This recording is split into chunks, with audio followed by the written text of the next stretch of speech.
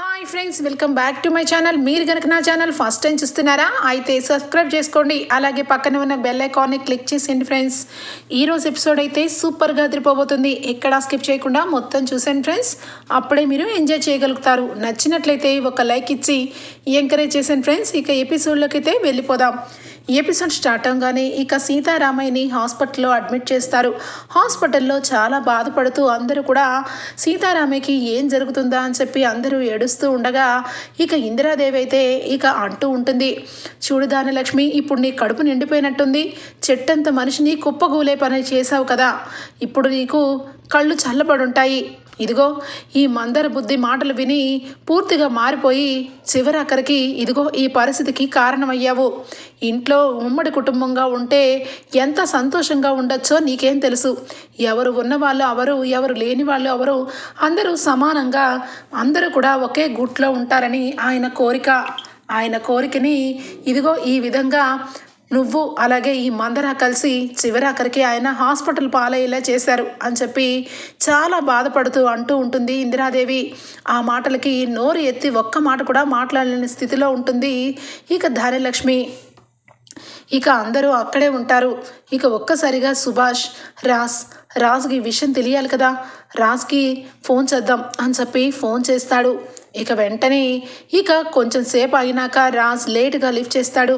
ఒరే రాజ్ అని చెప్పి అంటూ ఉంటే, ఏంటి డాడీ ఏమైంది, ఇంకా మీ బ్యాలెన్స్ ఉన్నట్టుంది, ఇక మీరు అనుకున్నట్టు కానివ్వండి, మొదలు పెట్టండి అనగానే, ఏంట్రా ఏం మాట్లాడుతున్నావు, నేనేంటి కానిచ్చేది మొదలు పెట్టేది, అయినా ఇంట్లో ఇంత ఘోరంగా జరుగుతుంటే ఎక్కడున్నావు నువ్వు, మర్యాదగా హాస్పిటల్కి రా అనగానే ఒక్కసారిగా షాక్ అయిపోతాడు. ఏమైంది డాడీ, హాస్పిటల్ అంటున్నారేంటి అనగానే, ఏమైందా, తాతయ్యకి గుండెపోటు వచ్చింది, ఇదిగో హాస్పిటల్ అడ్మిట్ చేశాం, అందుకే ఫోన్ చేశాను, సరే నేను ఫోన్ పెట్టేస్తున్నాను అనగానే ఒక్కసారిగా ఇక రాజ్ అయితే వెంటనే స్టార్ట్ అయిపోతాడు. ఇక ఇలా హాస్పిటల్లో అందరూ చర్చించుకుంటూ ఉంటే డాక్టర్ గారు వస్తారు. అపర్ణ వెంటనే, డాక్టర్ గారు ఏమైంది డాక్టర్ గారు, మా మావయ్య గారు ఎలా ఉన్నారు అనగానే, అమ్మా ఇక్కడ కావ్య ఎవరు, కావ్య అని చెప్పి ఆయన కలవరిస్తున్నారు. ఆయన కావ్యతో ఏదో మాట్లాడాలంట, కొంచెం కావ్య గారిని లోపలికి రమ్మనండి అనగానే ఒక్కసారిగా నేనే డాక్టర్ గారు కావ్య అని చెప్పి అని లోపలికి వెళ్తుంది. ఇక వెళ్ళగానే ఇక కావ్య లోపలికి వెళ్తుంది అన్న నిమిషంలోనే రుద్రాని ఇక వెంటనే, చూసావా ధాన్యలక్ష్మి, ఇంత జరుగుతున్నా లోపల నుంచి కావ్యతో మాట్లాడతానని చెప్పి కబురు పంపారు.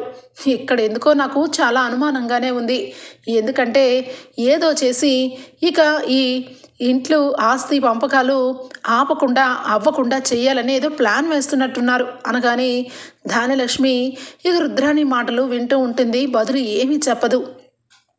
ఇక ఇంతలోనే కావ్య లోపలికి వెళ్ళగానే సీతారామయ్య ఆక్సిజన్తో మెల్లగా ఆక్సిజన్ని పక్కన పెట్టి, అమ్మా కావ్య అని చెప్పి ఇక పిలుస్తాడు. తాతయ్య చెప్పండి, ఏంటి నాతో ఏం మాట్లాడాలనుకుంటున్నారో చెప్పండి అనగానే, అమ్మ కావ్య, నువ్వు పెద్దలంటే నీకు చాలా గౌరవం, నా మాట ప్రకారం నువ్వు ఇంటికి వచ్చావు, అదే మాట ప్రకారం ఇంట్లోనే ఉంటానని మాట ఇవ్వమ్మా. వాడు ఏమన్నా గొడవ చేసినా, ఏ రకంగా నిన్ను బాధ పెట్టినా, నీ మనసు ఎంత ముక్కలైనా ఇల్లు వదిలి వెళ్ళనని మాట ఇవ్వమ్మా అనగానే, తాతయ్య అనగానే, అవునమ్మా, నీ పెద్ద ముసలాయన అయిపోయాను నేను, ఇక ఉంటానో పోతానో కూడా నాకు తెలీదు, నమ్మకం కూడా నాకు లేదు, నా మనసు మొత్తం కూడా కుటుంబం మీదే ఇక తిరుగుతూ ఉంది. ఇంటికి పెద్ద మనవడైన నా మనవడు దారి తప్పాడు, వాడిని దారిలోకి తీసుకొని రావాలని నా ఉబ్బలాటం, నువ్వు అలాగే నా మనవడు ఇద్దరు పిల్ల పాపలతో కలకాలం కలిసి ఉండాలి, అదే నాకు. చూడమ్మా, నన్ను ఇంకా ఎక్కువ మాట్లాడలేకపోతున్నాను, దయచేసి మాట ఇవ్వు, ఎన్ని అడ్డంకులు వచ్చినా ఎన్ని ఆపదలు వచ్చినా ఇల్లు దాటి వెళ్ళనని నాకు మాట ఇవ్వమ్మా అని చెప్పి ఇక మాట తీసుకుంటూ ఉంటాడు సీతారామయ్య. సరే తాతయ్య, మీకు ఏమీ కాదు, మీరు క్షేమంగా ఇంటికి వస్తారు, మీరు అనుకున్నట్టే అంతా జరుగుతుంది, నేను ఎట్టి పరిస్థితుల్లోనూ ఇల్లు దాటి ఎప్పుడు వెళ్ళను అని చెప్పి మాట ఇస్తుంది. ఇక సీతారామయ్య ఆ మాటలు చెప్పి ఇక మళ్ళా ఇక ఒక్కసారిగా స్పృహ కోల్పోతాడు. తాతయ్య అనగానే ఇక వెంటనే నర్సు వచ్చి, మీరు బయటికి రండి, ఆయన నిద్రపోతున్నారు, ఆయనకి మత్తుగా ఉన్నట్టుంది అని చెప్పి బయటికి పంపించేస్తుంది. ఇక కావ్య బయటికి రాగానే ఒక్కసారిగా ఇక ఎదురుగా రాజ్ చాలా హడావుడిగా కారు పార్కింగ్ చేసి పరుగున వస్తూ ఉంటాడు. రావడంతోనే డాడ్ తాతయ్యకి ఏమైంది డాడీ, ఏమైంది, తాతయ్యని హాస్పిటల్లో అడ్మిట్ చేశానన్నారు, సడన్గా గుండెపోటు ఎందుకు వచ్చింది అని చెప్పి విలవిలలాడిపోతాడు రాజ్. అయితే అది రాజ్ అని చెప్పి ఇక ప్రకాశం చెప్పబోతుంటే, ఒరే ప్రకాశం ఆగరా, ఒరే రాజ్ లోపల ఐసీయూలో ఉన్నాడ్రా, కావాలంటే చూడు అని చెప్పి లోపలికి పంపించగానే ఇక ఐసీయూ బయట నుంచి మిర్రర్ అవతల నుంచి రాజ్ నుంచొని ఇక సీతారామయ్యని చూసి కన్నీరు మున్నీరవుతాడు. సీతారామయ్య చెప్పిన మాటలన్నీ కూడా గుర్తుకు వస్తూ ఉంటాయి. నువ్వు నా కుటుంబంలో ఏ రకంగా పుట్టావురా, ఇంత ఘోరంగా ప్రవర్తిస్తావని అస్సలు అనుకోలేదు, ఇక నా మనవరాల్ని ఏ తప్పు చేసిందని వదిలిపెట్టావు అని చెప్పి అన్నీ కూడా తిట్టిన తిట్లు, ఇక రాజ్తో మంచిగా మాట్లాడిన మాటలు, తనని మనవుడిగా అందరికంటే ముందులో ఇక ఎండీని చేసిన విషయాలు అన్నీ, ఇక ప్రేమగా చూసుకున్నవి అన్నీ కూడా గుర్తు తెచ్చుకొని ఇక రాజ్కి కళ్ళ వెంట నీళ్ళు ఆగవు. ఇక ఒక్కసారిగా ఎమోషనల్ అయిపోయి ఇక బయటికి బాధపడుకుంటూ బయటికి వస్తాడు. ఇక్కడ ఇలా ఉంటే కళ్యాణ్ అలాగే ఇక అప్పు ఇద్దరు కూడా ఇక ఎవరి పనికి వాళ్ళు వెళ్ళిపోతారు. కళ్యాణ్ ఎప్పట్లాగే తన అసిస్టెంట్ ఉద్యోగానికి తను వెళ్ళగానే ఇక అప్పు కూడా పోలీస్ ట్రైనింగ్కి వెళ్ళిపోతుంది. ఇద్దరికి విషయం అస్సలకి తెలీదు. ఇక ఈవినింగ్కి ఇక కనకం విషయం చెప్తుంది.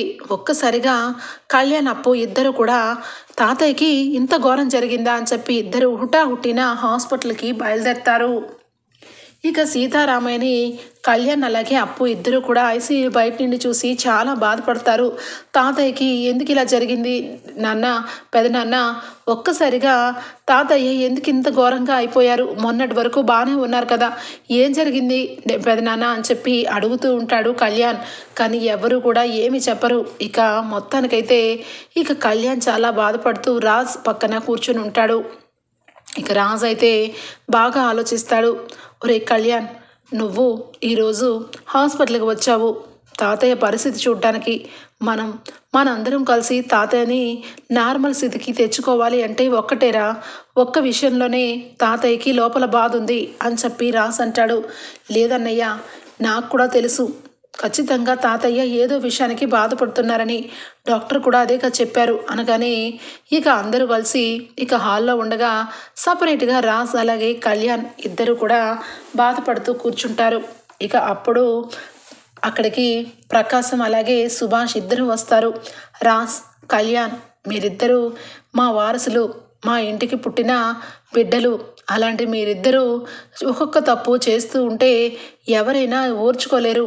ఇక ముఖ్యంగా తాతయ్య తన కుటుంబం చిన్న భిన్నం అయిపోతుంది అంటే తట్టుకోలేకపోయారు అని చెప్పి అనగానే ఇక షాక్ అయిపోతాడు కళ్యాణ్.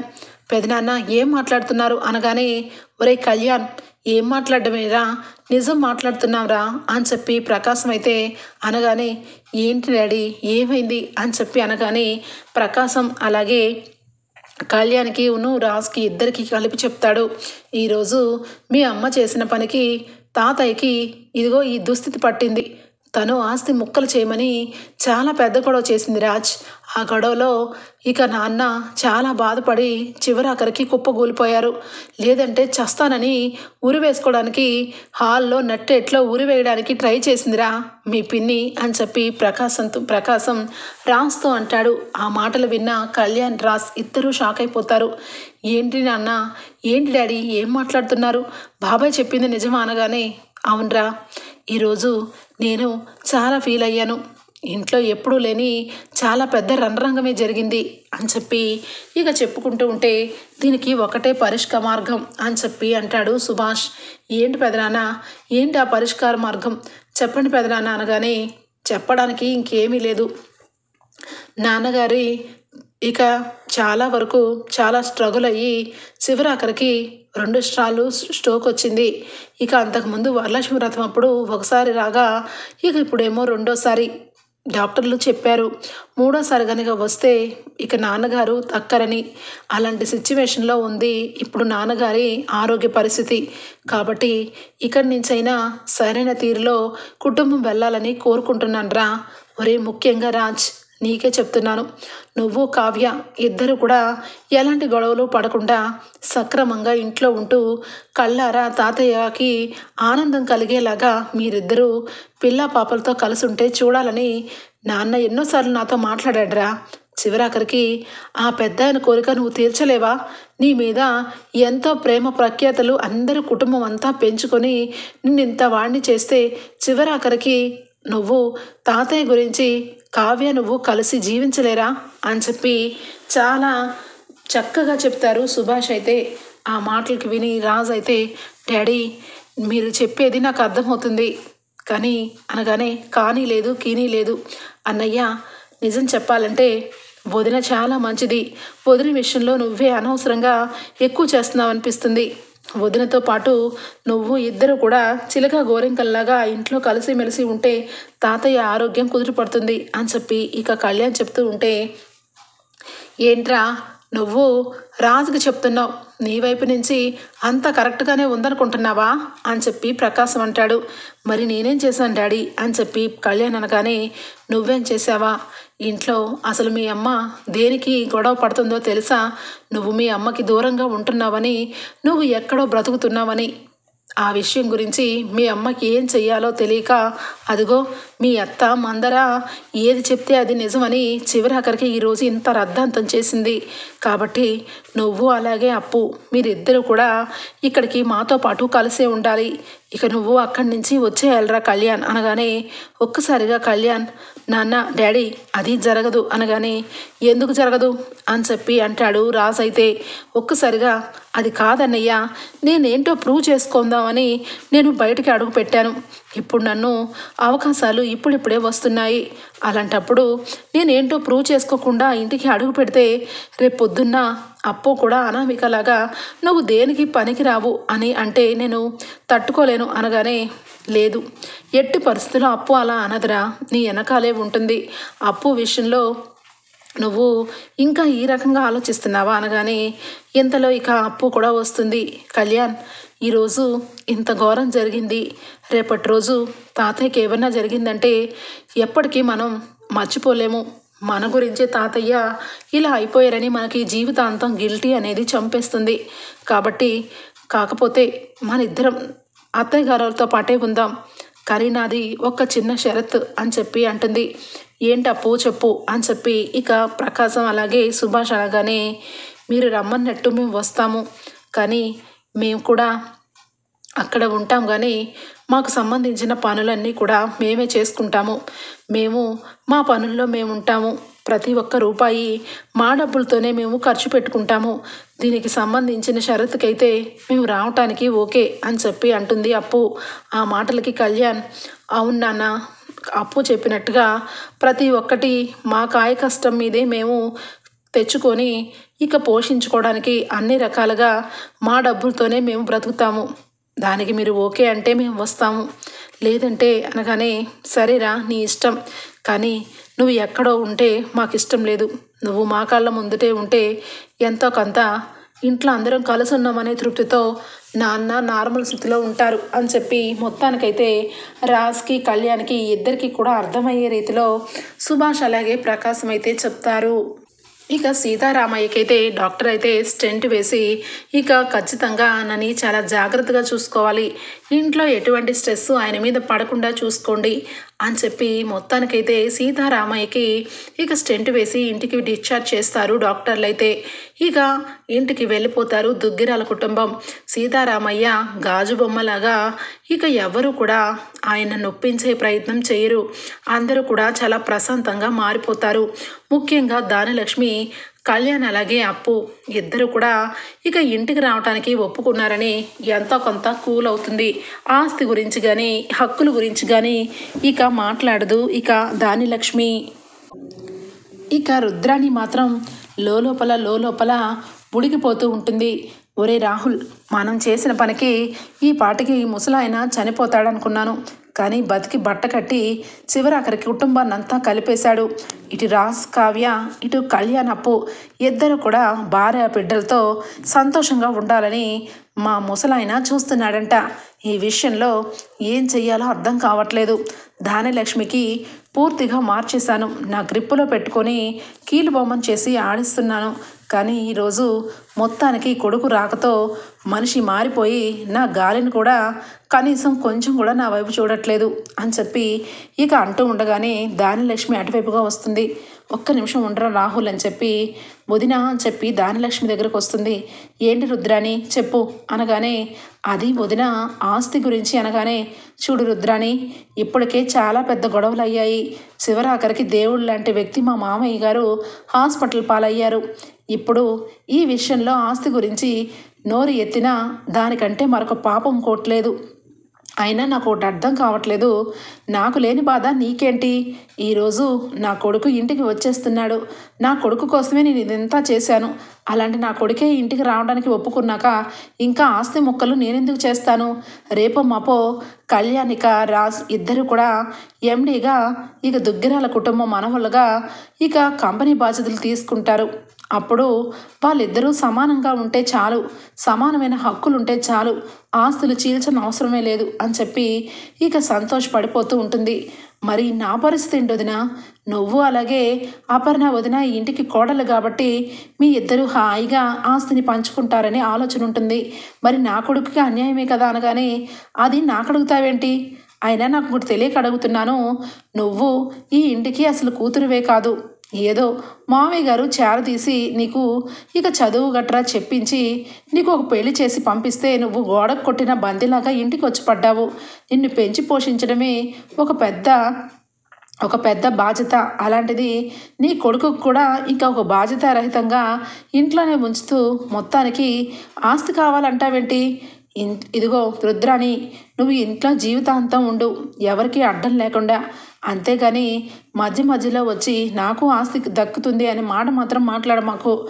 ఎప్పటికైనా రాజ్ కళ్యాణే వారసులు. వాళ్ళిద్దరికీ ఈ ఆస్తి చెందుతుంది. నీ కొడుకు ఎలా చెందుతుంది? ఒకవేళ కాదు కూడదని నువ్వు ఎంత గొడవ చేసినా నేను అస్సలు ఒప్పుకోను. అపర్ణ అక్క ఒప్పుకున్నా నేను ఒప్పుకోను అని చెప్పి ఇక దానిలక్ష్మికి ట్విస్ట్ ఇస్తుంది. ఇక రుద్రానికి ట్విస్ట్ ఇస్తుంది దానిలక్ష్మి. ఆ మాటలు విన్న రుద్రానికి కడుపు మండిపోతుంది. అమ్మని దానిలక్ష్మి నీ మనసులో ఎంత కుట్రుందా? ఎవరు ఒప్పుకున్నా నువ్వు ఒప్పుకోవా? నా ఆస్తికి నువ్వెలా అడ్డుపడతావు? నువ్వు ఒకటైపోతే నేను వేరా? చెప్తా ఈ ఆస్తికి ఏ రకంగా నీ కొడుకు వారసుడవుతాడో అది చూస్తా. వాణ్ణి ఈ ఇంటికి రానివ్వకుండా ఈ భూమి మీద లేనివ్వకుండా చేస్తే అప్పుడు తెలుస్తుంది నీకు నా విలువ. ఈ ఇంట్లో ఎవరి ఇంట్లో నుంచి వెళ్ళిపోతారో ఎవరి ఇంట్లోనే ఉంటారో నీకు అర్థమయ్యేలా చేస్తాను. కళ్యాణ్ని యాక్సిడెంట్ చేసి పడేస్తే ఒక పీడ పోతుంది అనుకున్నట్టు కళ్యాణ్ చేస్తాడు. కళ్యాణ్ చావుకి కారణమైన ఈ కుటుంబం గురించి దానిలక్ష్మి ఇక జీవితాంతం కళ్యాణ్ విషయంలో నా కొడుకు చనిపోవడానికి కారణం మీరే అన్నట్టుగా ఇక ఒక రకమైనగా మనిషి పిచ్చిదైపోతుంది. రాజ్ తమ్ముడు లేక ఆఫీసు విషయాలు పట్టించుకోలేక మనసు స్థిమితంగా లేక దెబ్బకి దుగ్గిరాల కుటుంబం ఇక బగ్గున మండిపోతుంది. ఒక్క కళ్యాణ్ చావుతో ఫుల్ స్టాప్ పెట్టేయచ్చు. నా కొడుకుని అందరం ఎక్కిస్తాను. కొంచెం రిస్క్ అయినా పర్వాలేదు. అనామికతో కలిసి ఈ విధంగా చేస్తే తప్ప వీళ్ళకి బుద్ధి రాదు అని చెప్పి ఇక రుద్రాణి చాలా పెద్ద కుట్రని పన్నుతుంది ఇక కళ్యాణ్ మీద. ఇక కళ్యాణ్ అప్పు ఇద్దరు కూడా దుగ్గిరాల ఇంటికి రావడానికి ఒప్పుకున్న ఆ పక్కనే ఉన్న ఇంకొక రూమ్లో వాళ్ళిద్దరూ ఉండడానికి ఇష్టపడతారు. ఇదంతా కూడా ఇంట్లో అందరికీ తెలుసు. ఇంట్లో అందరితో కలిసి ఉండకుండా వాళ్ళు సపరేట్గా వంట చేసుకొని సపరేట్గా ఉండడం కోసం విడిగా ఒక రూమ్లో వాళ్ళిద్దరూ ఉంటూ ఉంటారు. ఇక ఇంటికి వచ్చిన అప్పు కళ్యాణ్ ఇద్దరు కూడా ఆ ఇంట్లో భోజనం వండుకుంటూ సపరేట్గా ఉంటూనే అందరితో కలిసిమెలిసి ఉంటారు. ఇక కళ్యాణ్ ఆ రకంగా ఉంటూ ఉండడం దానిలక్ష్మి చూస్తూ ఏదో ఒక రోజు వీడిని ఇక అమ్మ నీ దగ్గరే ఉంటాను అని రాగాన్ని చేసుకోవాలి అని చెప్పి ఇక ఇంట్లోకి వెళ్ళి మొత్తం చూస్తూ ఉంటుంది. వాడికి సంబంధించిన వంటలు వార్పులు అన్నీ కూడా ఇక ఇష్టమైనవన్నీ కూడా చేసి పెడుతూ మళ్ళా నా తల్లి మా అమ్మాయి ముఖ్యమని నా దగ్గరికి వచ్చేలాగా నేను చూసుకోవాలి అని చెప్పి దానిలక్ష్మి అయితే కళ్యాణ్ని తన వైపుకు తిప్పుకునే ప్రయత్నం చేస్తూ ఉంటుంది. ఇక ఈ విధంగా కళ్యాణ్ అక్కడ ఉంటూనే ఇక సపరేట్గా ఉంటూ ఉంటాడు. రాజ్ కావ్య ఇద్దరు కూడా ఎడమొహం పెడమొహంతో ఉన్న ఇక కావ్య మాత్రం ఒక్కసారిగా ఏవండి ఈరోజు మీరు నా మొహం చూసి తిప్పుకుంటున్నారు. నేనంత పెద్ద ఘోరం ఏమీ చేయలేదు. నిజం చెప్పాలంటే ఈ ఇంటికి నేను రానన్నాను. తాతయ్యే నన్ను బ్రతిమలాడి ఇంటికి తీసుకొని వచ్చారు. తాతయ్య ఇష్టాన్ని నేను కొట్టి పారేం ఇష్టం లేక ఈ ఇంట్లో అడుగుపెట్టాను. మీరు ఫస్ట్లో నన్ను పెళ్లి చేసుకున్నాక అందరి దృష్టిలో మనం బెడ్రూమ్లో ఉన్న ఇద్దరం కూడా ఎడమొహం పెడమొహంతోనే ఉండేవాళ్ళం. అదే జీవితాంతం కంటిన్యూ అవ్వాలని డిసైడ్ అయ్యే వచ్చాను. మీరు నా మొహం చూసి తిప్పుకోవద్దు. నలుగురిలో మన ఇద్దరం భార్యాభర్తలమే, కానీ బెడ్రూమ్లో కాదు. మీరు భయపడకండి. తాతయ్య నాతో చేతుల్లో చెయ్యి ఏడ్చుకొని మరీ చెప్పారు. ఎట్టి పరిస్థితుల్లోనూ ఇల్లు వదిలి రాజును వదిలి వెళ్ళకమ్మానని. మాటకి కట్టుబట్టి ఉంటాను కాబట్టి ఈ ఇంట్లో ఉంటున్నాను. కానీ మీ వైపు నుంచి మీ మనస్ఫూర్తిగా నన్ను భార్యగా ఒప్పుకున్న రోజే మీ భార్యగా నేను ఆ బెడ్రూమ్లో ఉంటాను అని చెప్పి రాజుతో కావ్య అంటుంది. ఇక మొత్తానికైతే ఇలాగే రోజులు గడుస్తూ ఉంటాయి. దుగ్గరాల కుటుంబం కాస్త ప్రశాంతంగా ఇక వెళ్ళిపోతూ ఉంటే ఒక్కసారిగా ఇక కళ్యాణ్ అయితే ఇక అసిస్టెంట్ డైరెక్టర్గా ఇక వెళ్తూ ఉంటాడు కదా. వెళ్తూ ఉండటం గమనించి అనామికతో కాల్ చేసి మాట్లాడి, అనామిక ఈరోజు కళ్యాణ్కి ముహూర్తం పెడతానన్నావు కదా, వాడికి ముహూర్తం పెట్టు. కానీ ఒక్క యాక్సిడెంట్తో వాడు ప్రాణాలు కోల్పోవాలి. వాడు తిరిగి ఇంటికి రావాలి అంటే వాడు శవమే రావాలి. దీన్ని బట్టి ఇక నువ్వు ఏం చేస్తావో నాకు తెలీదు. ఒక దెబ్బకి రెండు పిట్టలు. నా వైపు నుంచి నాకు ఈ ఆస్తి కావాలన్నా కళ్యాణ్ లేచిపోవాలి. నీకు జీవితాంతం నీ బాధకి గురైన కళ్యాణ్ విషయంలో కళ్యాణ్ లేకుండా చేసుకోవాలి. మన ఇద్దరికి కళ్యాణ్ అడ్డం కాబట్టి కళ్యాణ్ని లేపేయాలి అని చెప్పి అనామికతో మాట్లాడుతూ ఉంటుంది. ఇక రుద్రాణి ఇక మొత్తానికైతే స్వప్న అలాగే అటువైపు నుంచి వస్తూ ఉంటుంది. మా అత్త ఏంటి సీక్రెట్గా ఈ మూల కూర్చొని ఫోన్ మాట్లాడుతుంది. అసలు ఏం మాట్లాడుతుందబ్బా. ఈ మధ్య మా అత్తకి బాగా ఏదో చేస్తుంది కానీ దొరకట్లేదు. దొరికిపోవాలనే ఈ మైకు పెట్టాను. ఈ మైకు ఖచ్చితంగా మా అత్త ఏం మాట్లాడుతుందో నాకు వినిపెట్టే మైక్ అని చెప్పి ఇక సీక్రెట్ మైక్లో ఇక స్వప్న రుద్రాణి ఎవరితో మాట్లాడుతుందా అని చెప్పి ఇక వినగానే ఒక్కసారి షాక్ అయిపోతుంది స్వప్న.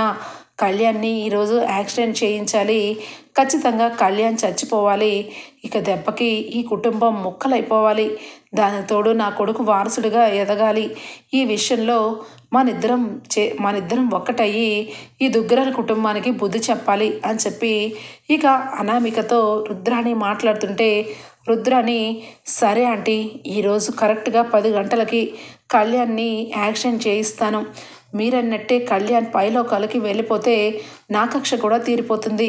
నాకు డ్రైవర్స్ ఇచ్చి నన్ను పోలీస్ స్టేషన్లో పెట్టించిన ఆ కళ్యాణ్ అప్పు ఇద్దరు కూడా సుఖంగా ఉండకూడదు. ఒంటరిగా జీవితాంతం కుమిలిపోవాలి ఆ అప్పు. కళ్యాణ్ చేసిన పనికి ఇక కక్ష తీరా యాక్సిడెంట్ చేయిస్తాను ఆంటీ అని చెప్పి ఇక ఫోన్ పెట్టేస్తుంది. ఇక మొత్తానికైతే ఈ విషయాలన్నీ కూడా స్వప్న వినేస్తుంది. ఇక మా అత్తకి ఇక రోజులు దగ్గర పడ్డాయి. మా అత్తని ఇక ఫుట్బాల్ ఆడుకున్నట్టు నేను ఆడుకోవడం కాదు, ఈ కుటుంబమే ఆడి ఇంట్లో నుంచి గెంటేయాలి. దీనికి బాగా ఈ మధ్య ఇక బాగా పొగరు పెరిగిపోయి ఇక బంధుత్వాలు ఏమీ అవసరం లేదన్నమాట. సొంత ఇంట్లో వాళ్ళనే చంపించాలని చూస్తే మూర్ఖురాలు మా అత్త. దీనికి సమాధానం నేను చెప్పి తీరాలని చెప్పి స్వప్న ఇక వెంటనే ఎవరికి చెప్పాలో వాళ్ళకి చెప్పడానికి దానలక్ష్మి ఆంటీ ఎక్కడుంది అని చెప్పి మొత్తం వెతుకుతుంది. ఇక ఇంతలో దానలక్ష్మి ఇంట్లో కనబడదు. ఎక్కడికి వెళ్ళిందబ్బా అని చెప్పి ఇక అటు ఇటు చూస్తూ కావ్య అలాగే ఇక అపర్ణ అందరూ హాల్లో ఉండగా ఇక కిందకి వస్తుంది. అందరూ కూడా స్వప్న ఏమైంది, ఎందుకు అలా చెమటలు పట్టేశావు అనగానే అందరికీ ఒక విషయం చెప్పాలి. ఈ విషయం విన్నాక మీరందరూ ఎలా రియాక్ట్ అవుతారో ఏం చేస్తారో భయంగా ఉంది. కానీ భయపడుతూ కూర్చుంటే ఇలాంటి వాళ్ళు ఇలాంటి పనులే చేస్తారు అని చెప్పి అంటూ ఉండగా దానలక్ష్మి ఇంతలో గుడికి వెళ్ళి ఇంటికి వస్తూ ఉంటే దానలక్ష్మికి ఆంటీ మీ అందరికీ ఇంట్లో ఉన్న అందరి మీద మీకు కోపం వచ్చింది. ఆస్తి పంచాలని చాలా పెద్ద గొడవ చేశారు.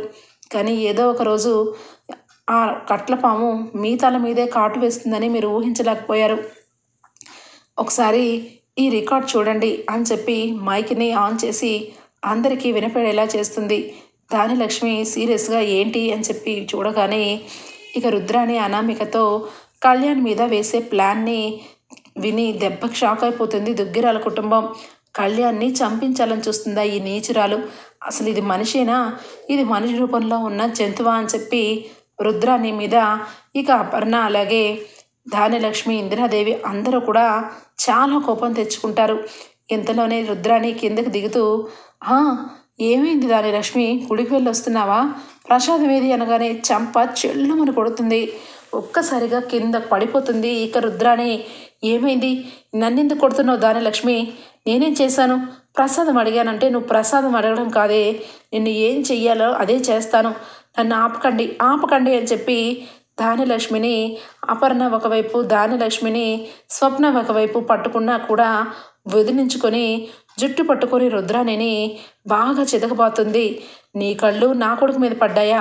నీకు ఆస్తి కావాలంటే ముష్టెత్తుక్కొని ఒకరోజు మా మావయ్య గారి దగ్గర కూర్చొని నాకు ఆస్తి కావాలి నాన్న అంటే రాసిస్తారు కదే, అంత కొంచెం ఆస్తి కోసం నా కొడుకు ప్రాణాలు తీద్దామని అనుకున్నా నీలాంటి దాన్ని బ్రతకనివ్వను అని చెప్పి ఇక ధాన్యలక్ష్మి అయితే రుద్రాణిని ఒక రేంజ్లో కొడుతుంది.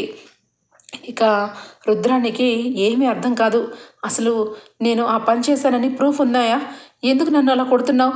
కళ్యాణ్ నా కడుగు లాంటి వాడు, కళ్యాణ్ మీద నేను ఎందుకు కుట్ర చేస్తాను అనగానే సబాష్, నీ నోట్లోంచి ఈ మాటలే వస్తాయని ఊహించాను అత్త. అందుకే నువ్వు గత 2 నెలలుగా ఏదో ఇంట్లో చేస్తున్నావు. కావ్య గురించి నువ్వు ఏదో చాలా పెద్ద ప్లాన్ని వేసి ఇంట్లోంచి పంపించావని నాకు అర్థమైంది. ఆ విషయం ఏంటా అని చెప్పే మైకిని నీకు తెలియకుండా నీ రూమ్లోనే పెట్టాను. నువ్వు అడ్డంగా దొరికిపోయావు. ఈరోజు కళ్యాణ్ని చంపించాలని చూస్తున్నావు. అంతకుముందు అపర్ణ అంటేని చంపించాలని చూసావు.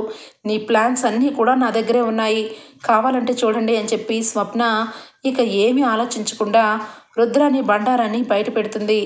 అంతకుముందు ఇక ట్యాబ్లెట్లు మార్చింది ఇక రుద్రాణి అని చెప్పి అపర్ణని హాస్పిటల్ పాలు చేసింది రుద్రాణి అని ఇక మొత్తానికి సంబంధించిన మ్యాటర్ మొత్తం కూడా అందరి ముందు బహిర్గతం చేస్తుంది. ఇక స్వప్న మాటలు విన్న కుటుంబం రుద్రాణి చేసిన పనికి రుద్రాణిని మెడబట్టుకొని ఇంట్లో నుంచి గెంటేస్తారు దుగ్గిరాల కుటుంబం.